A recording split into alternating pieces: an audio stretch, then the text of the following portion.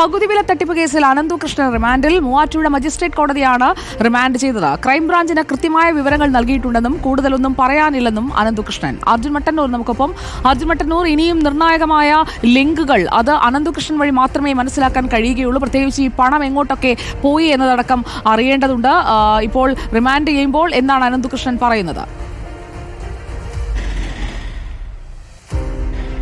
സുജയ, എല്ലാ കാര്യങ്ങളും ക്രൈംബ്രാഞ്ചിനോട് പറഞ്ഞിട്ടുണ്ട്. രാഷ്ട്രീയ നേതാക്കൾക്ക് പണം നൽകിയിട്ടുണ്ടോ തുടങ്ങിയ ചോദ്യങ്ങൾക്ക് ഉത്തരമായിട്ടും വീണ്ടും അനന്തുകൃഷ്ണൻ പറഞ്ഞത് അങ്ങനെയാണ്. എല്ലാ കാര്യങ്ങളും ക്രൈംബ്രാഞ്ചിനോട് പറഞ്ഞിട്ടുണ്ട് എന്നതാണ്. അതിനപ്പുറത്തേക്ക് തനിക്കൊന്നും പറയാനില്ല എന്നാണ് അനന്തുകൃഷ്ണൻ പറഞ്ഞത്.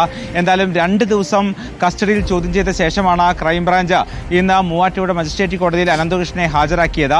ഇതിൽ വിശദമായി തന്നെ ചോദ്യം ചെയ്യൽ നടന്നു. പ്രത്യേകിച്ച് കടവന്ത്ര സോഷ്യൽ ബി വെഞ്ചേഴ്സ് എന്ന സ്ഥാപനത്തിലടക്കം എത്തിച്ചുകൊണ്ട് തെളിവെടുപ്പ് നടത്തിയിട്ടുണ്ട്. നിരവധി രേഖകൾ കാണാതായിട്ടുണ്ട് എന്ന് നേരത്തെ തന്നെ ക്രൈംബ്രാഞ്ച് പറഞ്ഞിരുന്നു. പക്ഷേ ഈ രേഖകൾ കണ്ടെടുക്കാൻ കഴിഞ്ഞോ, അതോടൊപ്പം തന്നെ ഈ ഇടപാടുകൾ സംബന്ധിച്ചുള്ള കൂടുതൽ വിശദാംശങ്ങൾ ലഭ്യമായോ എന്ന കാര്യങ്ങൾ വ്യക്തത വന്നിട്ടില്ല. എന്തായാലും ഇനിയും കസ്റ്റഡിയിൽ ചോദിക്കാനാണ് ക്രൈംബ്രാഞ്ച് നീക്കം. പക്ഷേ നിലവിൽ ഇന്ന് ക്രൈംബ്രാഞ്ച് കസ്റ്റഡിയിൽ ചോദിച്ചിട്ടില്ല. അടുത്ത ദിവസങ്ങളിൽ തന്നെ കസ്റ്റഡിയിൽ ചോദിക്കാൻ സാധ്യതയുണ്ട്. അതോടൊപ്പം തന്നെ ഇഡിയും ഒരുപക്ഷേ അടുത്ത ദിവസങ്ങളിൽ കോടതിയിൽ കസ്റ്റഡി അപേക്ഷ നൽകിയേൽക്കും. ഇഡിക്കും വിശദമായി തന്നെ അനന്തകൃഷ്ണൻ ചോദ്യം ചെയ്യേണ്ടതുണ്ട്.